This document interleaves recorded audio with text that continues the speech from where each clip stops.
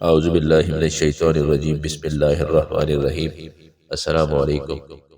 آج ہم آپ کی خدمت میں حضرت یونس علیہ السلام کا واقعہ بیان کریں گے، جو کہ قرآن مجید میں خاص طور پر سورہ صافات اور سورہ یونس میں درج ہے۔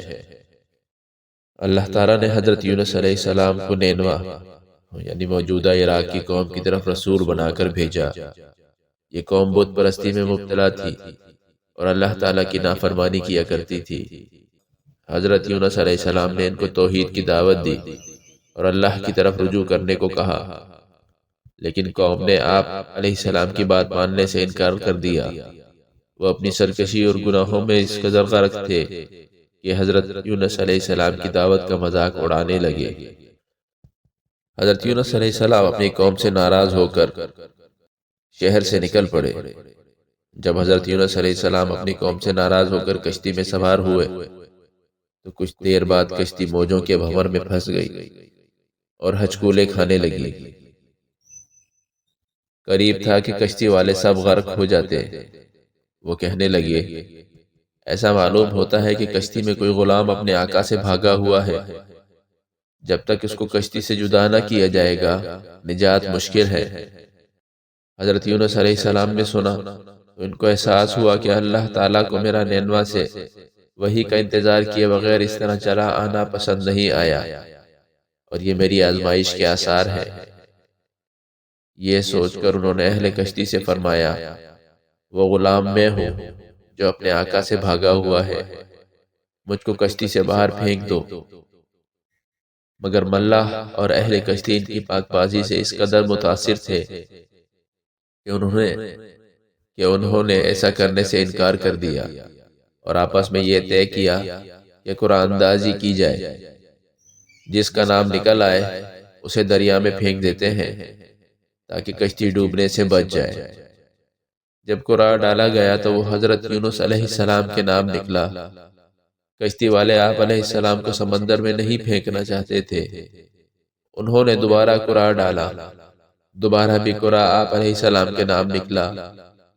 تیسری مرتبہ پھر قرآن ڈالا گیا اور تیسری مرتبہ بھی آپ علیہ السلام کا نام قرآن اندازی میں آیا۔ اب حضرت یونس علیہ السلام نے خود کو سمندر کے حوالے کر دیا۔ اللہ تعالیٰ نے مچھلی کو حکم دیا کہ یونس علیہ السلام کو نگل لے، اور ان کو صرف نگلنا ہے، اپنی خوراک نہیں بنانا۔ جب آپ علیہ السلام مچھلی کے پیٹ میں پہنچے تو آپ نے سمجھا کہ میں مر چکا ہوں۔ جب آپ نے اپنے ہاتھ پاؤں ہلائے تو آپ کو احساس ہوا کہ میں تو زندہ ہوں۔ حضرت یونس علیہ السلام سجدے میں گر پڑے اور عرض کیا، اے اللہ، میں نے عبادت کے لیے ایسی جگہ کو سجدہ گاہ بنایا ہے کہ کسی نے ایسی جگہ کبھی سجدہ نہیں کیا۔ جب مچھلی حضرت یونس علیہ السلام کو لے کر سمندر کی تہ میں گئی تو وہاں انہوں نے آواز سنی اور انہوں نے کہا کہ یا اللہ، یہ کس چیز کی آواز ہے؟